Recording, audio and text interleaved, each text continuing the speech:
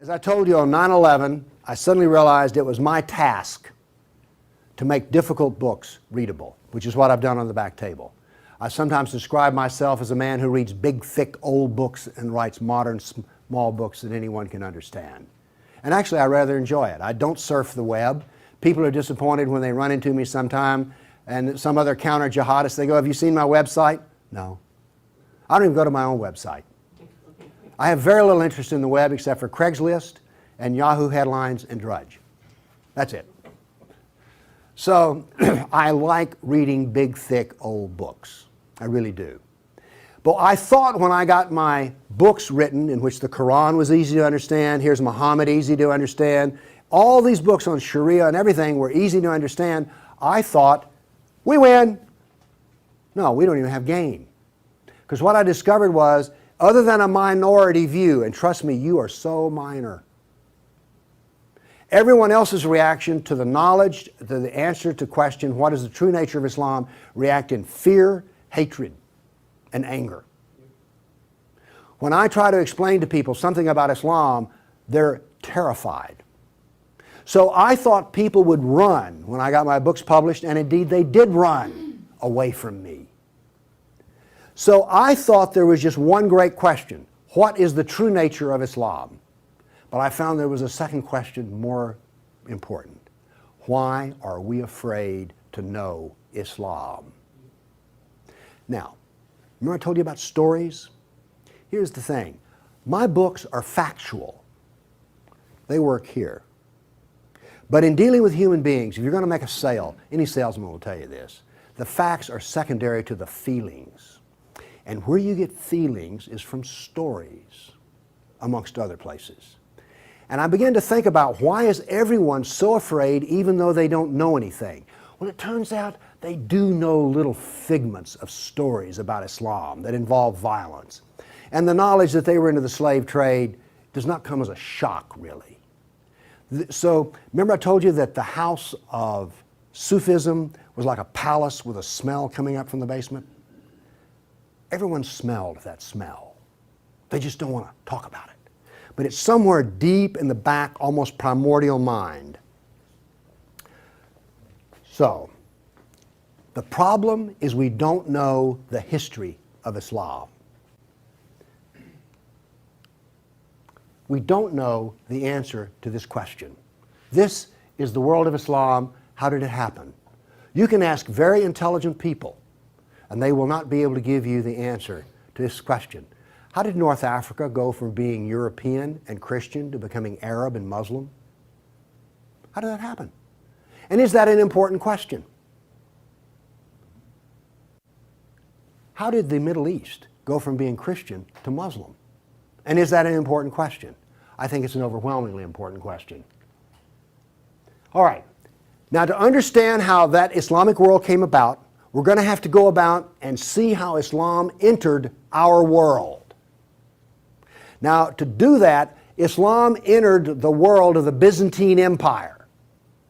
We know that in the Sirah, Muhammad's life, his last days were spent killing Christians and subjugating them. After he died, that process continued. So, let's describe the world that Islam invaded. Now, we're told that the Roman Empire collapsed when the German barbarians invaded Rome. Y'all heard that story? Well, that's false. That is not true. It is wrong. What happened was, after the German barbarian tribes invaded Rome, they set up their own version of the Roman Empire. They retained classical culture. They spoke Roman. They hired Roman philosophers and Roman attorneys to teach their children and to run their schools. They came into the Roman Empire not to destroy the empire, but just to get the goods for themselves. The eastern part of the empire, so-called Byzantine Empire, is over here. Now, this is after the German invasion. The important point is this: there was still a classical empire. It's not collapsed. Then, after the fall of Rome, the Byzantines gradually exerted their political influence till now this was the new form of the Roman Empire. This is the Byzantine Empire, and it is about to be invaded. This is the classical world that Islam invaded. Notice that the classical world is still up and running. It's critical to remember that. It was now weak, but it was still up and running. We're going to see what caused its collapse. Here we see in 25 years, 3 stages of development of the spread of Islam. This is 25 years' work. How is it that the Arabs were able to do to the Byzantine Empire what the Persians could not do in Iran? Here's the answer to that question. It has to do with Iran, actually. The Greeks and the Persians had been having wars since forever. All right? The 300 at Thermopylae, that was about the Persians. All right? Alexander the Great, he defeated the Persians. The Persians kept hammering on the Romans and then the Byzantines, and 25 years before Islam invaded, there was one massive last series of battles that left Persia weak and the Byzantine Empire very weak. Then comes along the Black Plague. 1 person in 3 dies. So the Byzantine Empire, when Islam invaded, had been weakened by a long war with Persia and the loss of 1/3 of its population. The economy had collapsed by 2/3. You think the Obama economy is bad? Try 2/3. So we had an empire that was weak, invaded by people with a mission. Now what's important here is these 3 different shades of green represent the different caliphs. This empire is beginning to build here came from people who could be described as the apostles of Muhammad. Why is it important to know that? They knew Muhammad. They held his hand. One of them, Ali, married his daughter. Abu Bakr was his father-in-law. These people are not just brothers in the religious sense, they're brothers in the family sense. They knew Muhammad like I know my wife. And what did they do? Did they go out preaching the Quran?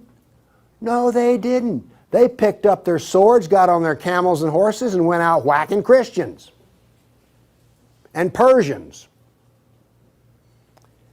That is, this is the true nature of Islam.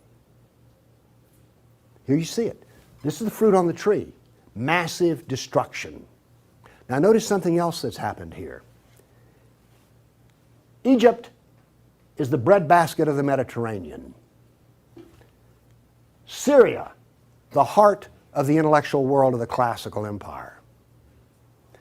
In 25 years, the classical civilization lost its ability to feed itself and lost its biggest brain trust. This destroys classical Christianity. Christianity that we have today is a bloody stump of the original Christianity. Why? This destroyed the heart of it, transformed it.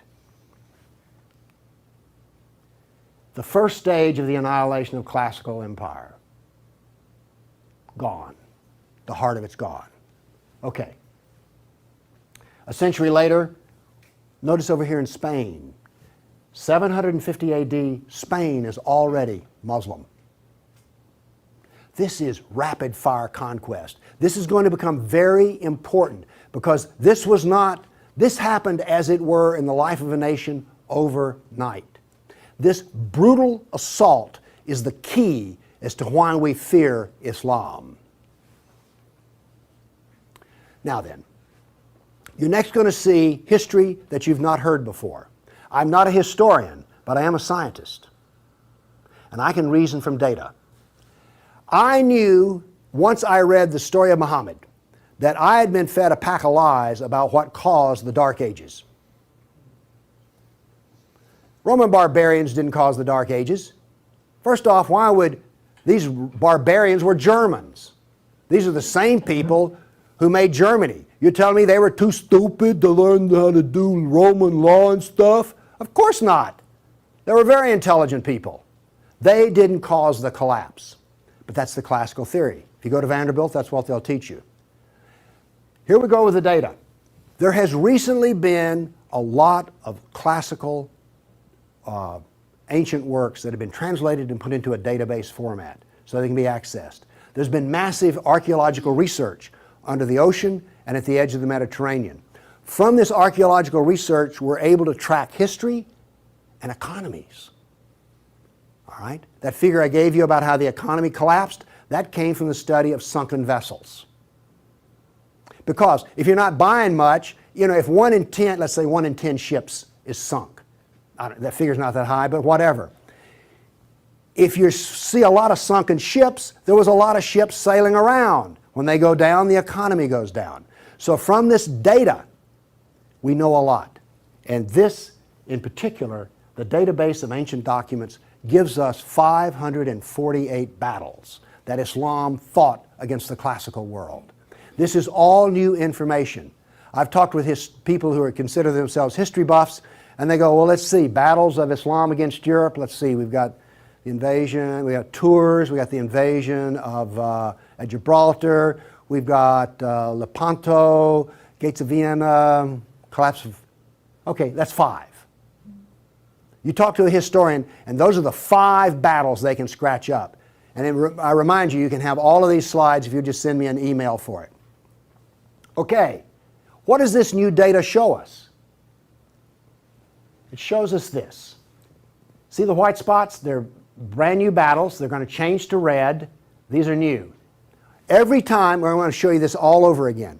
Every tick is 20 years. The new battles for that 20-year period come up in white, then they fade to red to show you the history. So white's what's happening right now, red has happened. Let's see how these 548 battles act out over.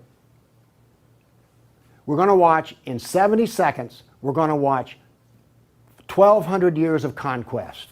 Look how fast this is happening. Bam! Here comes.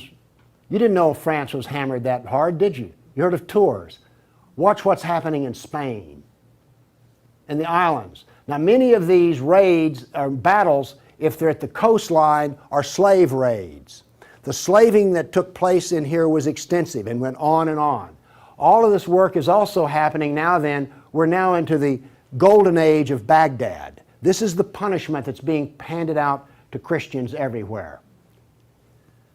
In Spain, after one battle, there were knights' heads were cut off and they made a pile so high that a man on horseback couldn't see over them.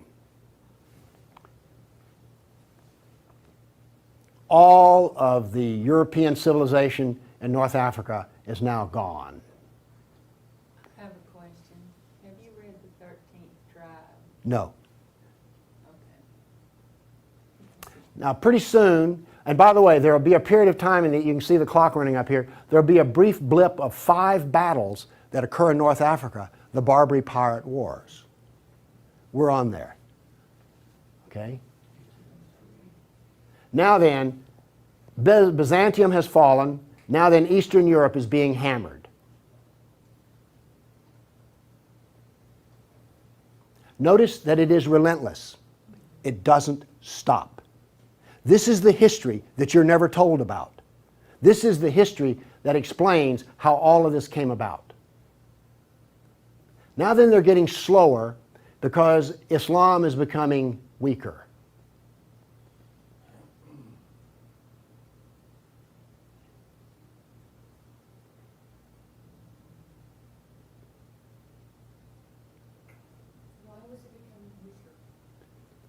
Corruption. All empires collapse from the inside ultimately. Okay.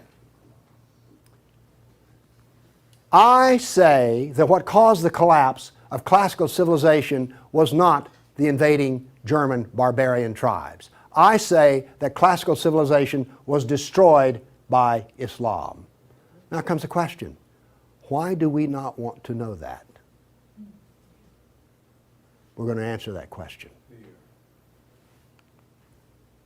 All right, now I want to give you the headlines.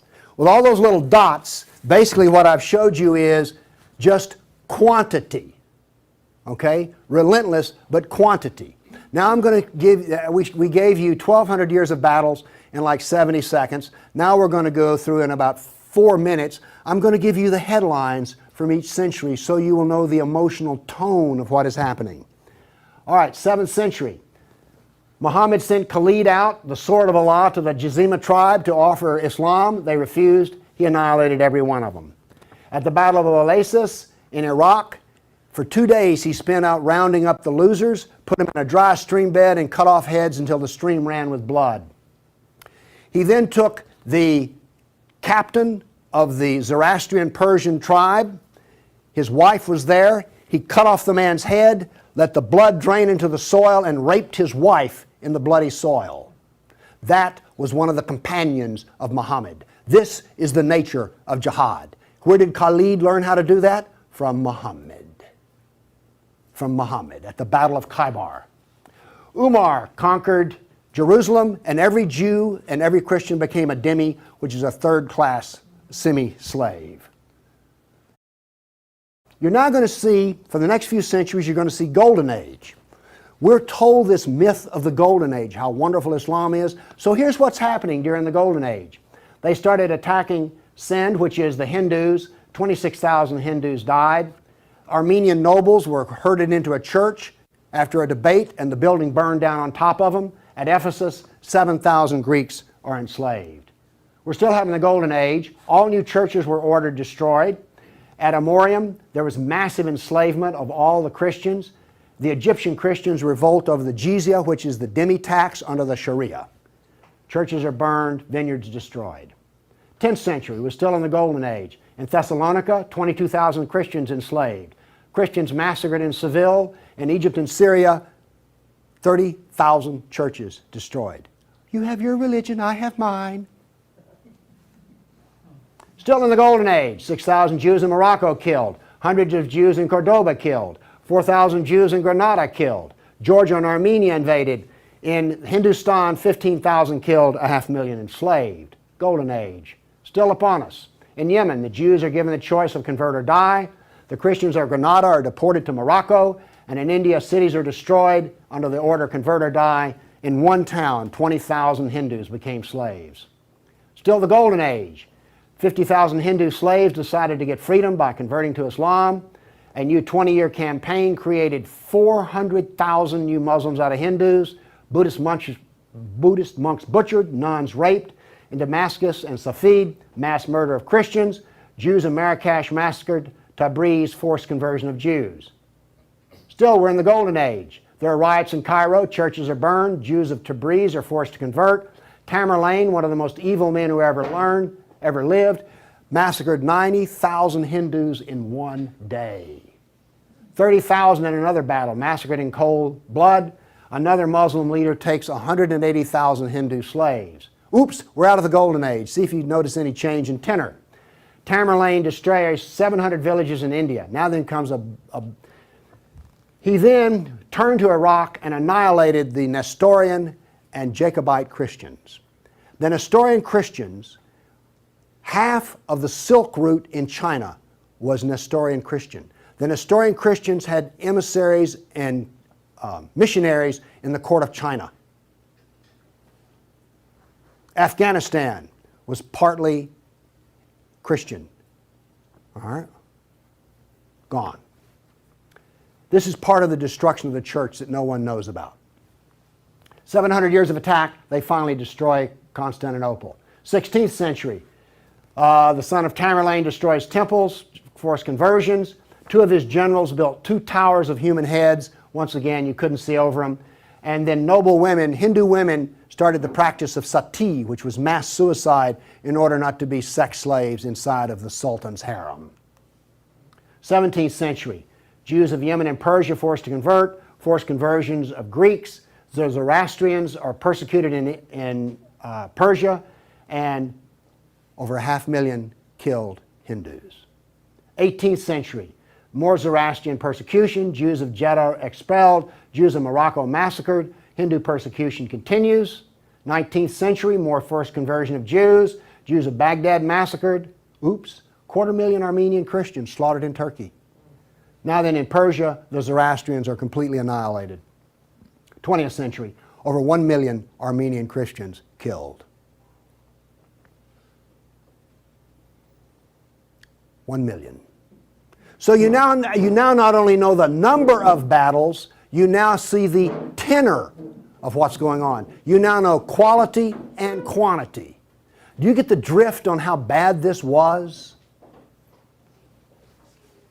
Now then, the establishment doctrine is that we've already told you classical collapse had nothing to do with Islam, and indeed Islam was a source of good because the hillbilly Europeans lost their classical learning and the shrewd, smart Arab Muslims preserved all the knowledge in the Golden Age. This is what is taught in our schools. I maintain that it was annihilated by Islam. Okay, we've been talking about land here. I now want to talk about water because classical civilization was based upon the Mediterranean Sea. Egypt was part of the Mediterranean world. It was not part of the African world, okay? Because to go from Alexandria, Egypt to Nigeria was a lifetime. But you could get on a ship and be there in 10 days. Does this make sense? It was cheap transportation. You could haul a ton of grain from Egypt to Rome as much as it cost 75 miles by ox cart. This is important. I'm going to be driving back on the interstate after I finish talking here. I do not expect to be attacked or shot at on the way. I presume that the interstate is safe travel. It used to be that way under the Roman peace. That ended. The importance of naval work, as many as 500 boats could be in the harbor of Constantinople. The collapse of the freedom of sea. Let me show you something. Now we know this from history, the data. Rome used to communicate with France by boat. After Islam, they went overland through the Alps. Why did they do that? There was no longer freedom of the sea. Here's interesting. The Black Plague was a known problem in the Mediterranean. It used to take 4 months to get from here to Constantinople because there was sea trade back and forth. Well, that was eliminated. So now then when there was an outbreak of the Black Plague, it went from harbor to harbor, all around here, and it took 4 years to get to here. Do you see the point I'm making? There was that little freedom of trade. As a merchant striking out to do business, you could wind up with your ship gone, your goods gone, and you're in chains, enslaved. By the way, this cuts down a lot on commerce. A brag.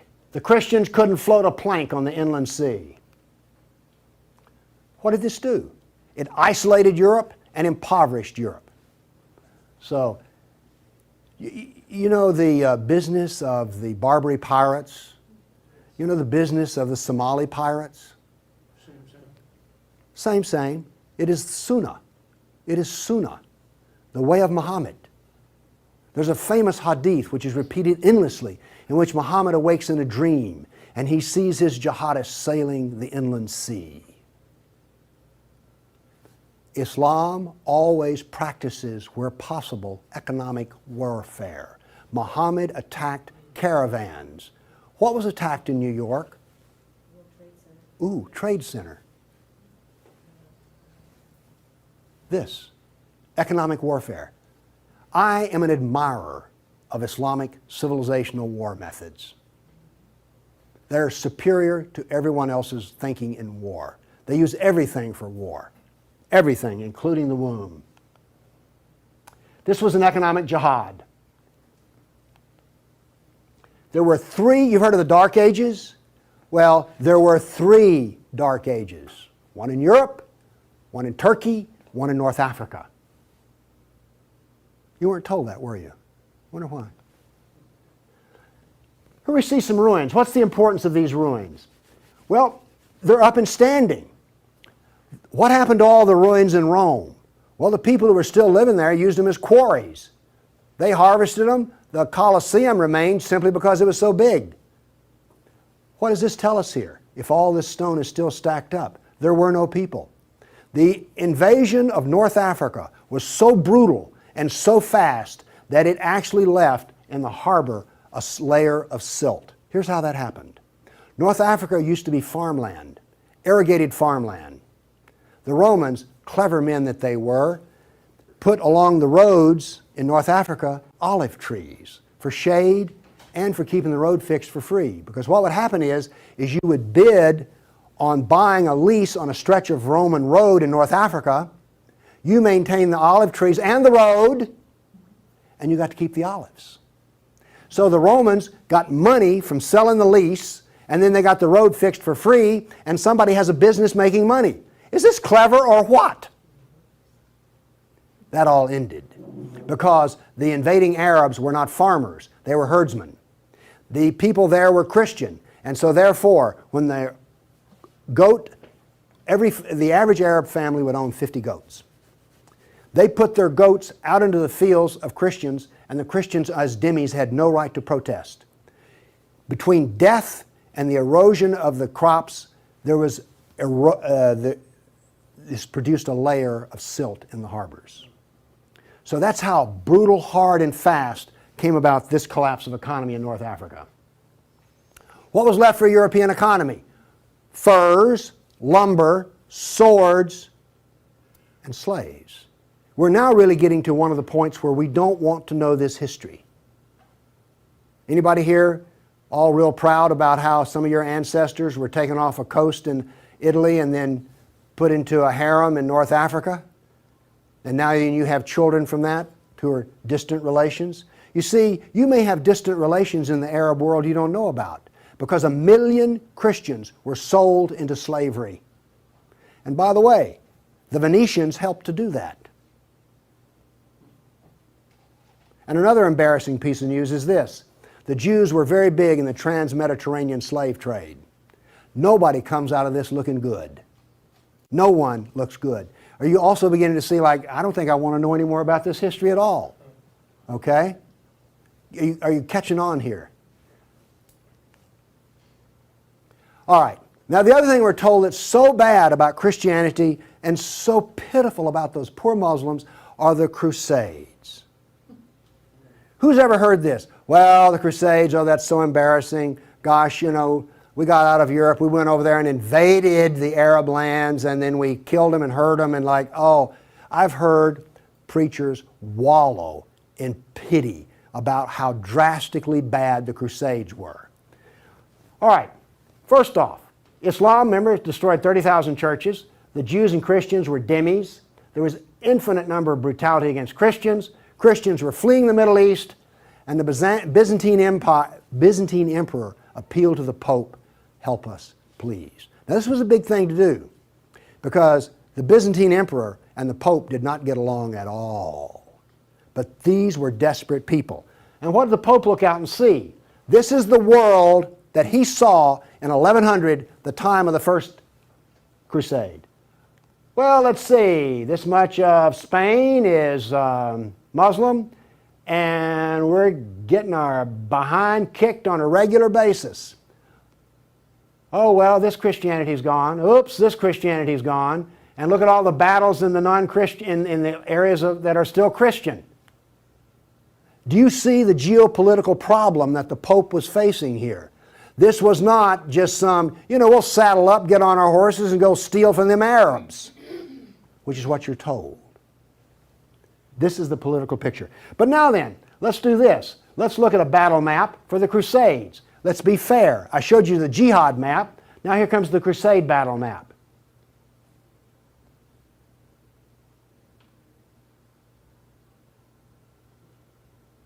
We're almost done. That's it. Now we're told that the Crusades are the moral equivalent of jihad. And therefore we need to be ashamed and whine and cry. All right. The Crusades were defensive, lasted 300 years, and the last one was over 800 years ago. All the jihad was offensive, lasted 1,400 years, and it's happening right now. In all probability, some Christian is being slaughtered in Nigeria today. Now, Is this moral equivalence?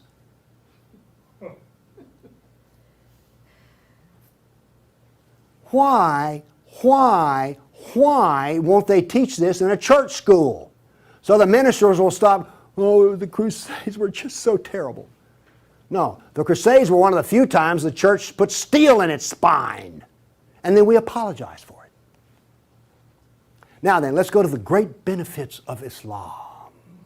We're told about two different golden ages. We're told about Andalus, the wonderful empire in Spain, in which there was multicultural peace, and Jew and Christian and Muslim all lived together in a golden age in Europe. You ever heard that? Well, here we go. This is the battle map of the golden age in Andalus. Now, while all this is going on, orders for slaves are being filled. The first slave order out of Spain was the caliph ordered up 3,000 blonde virgins. They were shipped out of Spain. Battles are going on in which Christian knights die, but notice something here. The Christians won't quit fighting. This is going to take 700 years, and there's going to be nearly 150 battles fought. Where was this caliph located? There was more than one caliph at the time. This was a caliph in North Africa. Okay.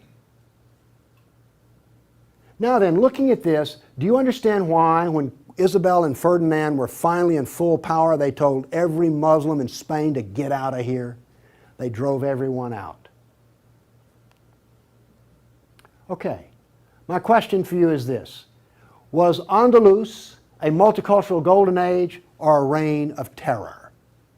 I claim it was a reign of terror, and it was not a golden age at all. And yes, there were a few people who had it good. The elites had it good. There were some rich Jews and rich Christians that had it good. Also, otherwise, there was constant war, slavery, and Christians had to wear robes so you could tell a Christian from a block away. And a Christian couldn't carry a sword, and they paid special taxes. And then we come to the question, why are we told this story? Now we have the Baghdad Golden Age. Here we go. This is all the battles that are fought during the period of the Golden Age in Baghdad.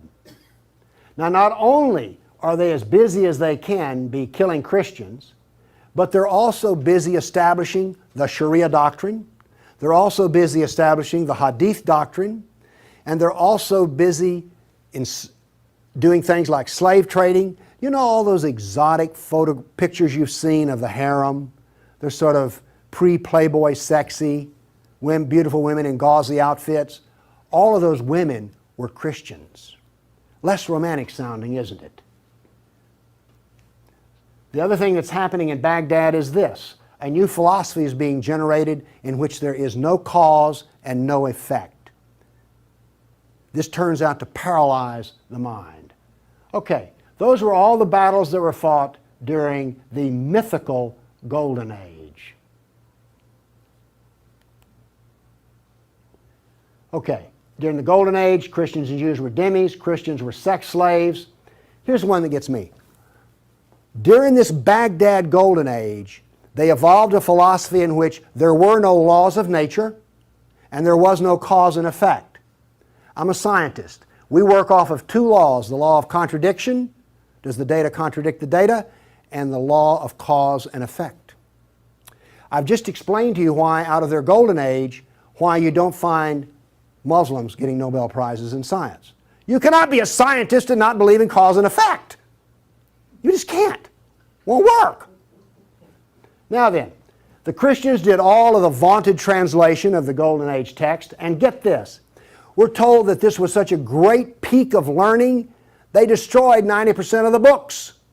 And we're told that the remaining 10% they preserved is like, oh, this was the Golden Age. Oh, we live in eternal gratitude to the Muslims. If they had come along, we'd have had 100% of them. Presented with a library in India, the largest library in the world was a Buddhist library in Nalanda.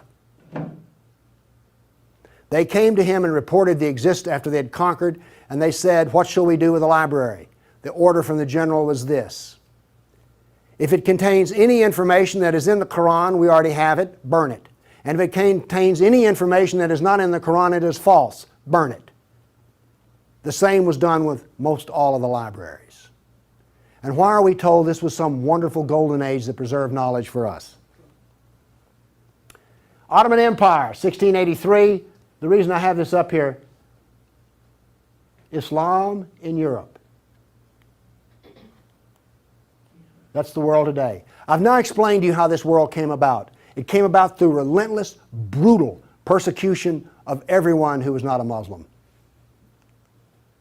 Now then, let's change to modern times. All of that work stops in 1922. This works off a database of 19,000 jihad attacks since 9/11. There are things like this. I know the date, the country, the city, how many are killed, how many injured, and a description. Now, when you present a guy like me with 19,000 pieces of data, I start asking questions. How do we make this make sense? So let's make it make sense. By the way, you did hear all about these 19,000 attacks in the Tennessean and the local newspaper, didn't you? You did hear about this. It was on the nightly news. We heard about Fort Hood. Oh, the workplace incident. Oh yeah, I got that. All right. Anyway, moving along here. This, by the way, is where all these took place. I just think that's interesting. And you'll notice something. This is the Islamic world, and it all centers around it. But notice how much is happening in Europe. Okay. I take the data and I parse it and I divide it. I use Islamic doctrine to analyze this data. What does Islam insist on? Well, in my first lecture, I told you they're fixated on the kafir, right? So I use the kafir to analyze this data from an Islamic standpoint. See, I'm the ultimate multiculturalist. No, really. I'm the only person you've ever met who analyzes Islam on the basis of Islam. Here we go. Here we have, in the last 10 years, the total number of attacks. In the green, we have Muslim on Muslim violence. You mean a Muslim will kill a Muslim? Really? They're doing it in Syria as we speak, right? Remember Iran, Iraq? Okay. Then we have the only one I care about. I mean, my motto here is sell weapons and intelligence to the loser. I'm very serious. You think I'm joking. I know. Okay, here's our story right here. Stays pretty level. That's interesting. By the way, there's hardly a day in which there's not a jihad attack. Modern jihad is relentless, just like classical. Oh, by the way, one of the things this curve proves right here, Islam is bad for Kafirs, Islam is bad for Muslims. Islam is bad for Muslim and non-Muslim. That's what this data shows us. You want to argue with that? Okay, modern jihad is relentless. But what did we see in the other battle map? It was relentless. There are two types of jihad, against the kafir and against Muslim. You see, every time they kill a Muslim, the reason in Syria they're killing other Muslims, they're not real Muslims. Okay? Now then, we've introduced, however, a new phenomena. The mom and pop non-state jihadi shop. Okay? All of those battles up to 1922 were out of the caliph. Okay? We now have non-state jihad. That is all that is different. Okay, jihad attacks per year. I just chose the top 4 nations. But this doesn't really give us what we want because Israel's teeny weeny and India's great big, so let's do this on per capita. Now then, Israel, I bet you were surprised about Thailand. You didn't know that Thailand was getting whacked on a regular basis, did you? And look, here's a Christian nation, the Philippines, ranks number 3. And then India was Hindu. Oops, wait a minute. Do you know what I just told you? Jihad is against the Jew, the Buddhist, the Christian, and the Hindu. This is the data. Now you go to these dialogues, these multicultural smoozes they have, where the preacher and the rabbi and the imam show up. The preacher and the rabbi show up to tie, the Muslim shows up to win. And then what does the Muslim tell them? Oh, the Christians and the Jews, they're people of the book. Oh, we're brothers in the religion of Abraham with the Christian and the Jew. You know, we're practically the same. We're brothers in Abraham. How's that stuff work out? Well, here's one of your people of the book. Here's another people of the book. Turns out they'll kill a Jew, a Buddhist, a Christian, or a Hindu just as fast as they will another. So much for being brothers in the religion of Abraham. The data does not support the theory. Therefore, the theory is wrong. There is no brotherhood of Abraham except in the minds of people who occupy pulpits. The jihad is against the Jew, the Buddhist, the Christian, the Hindu, and the secularists, by the way. The secularists are the worst of all. Well, maybe worse than the Hindu. It gets hard to know, you know, I mean, really. It's against all kafirs. That's who the jihad is against. The religion of peace. Here we go. 548 battles, 19,000 jihad attacks. In 12 decades, in 1,400 years that are jihad-free. Therefore, Islam is 91% violence and 9% peace. So George Bush was 9% right when he declared religion of peace. Constant violence is why? There's a doctrine. The doctrine of jihad is found in the Sirah, the Quran, and the Hadith. We've already been over this. They don't like kafirs.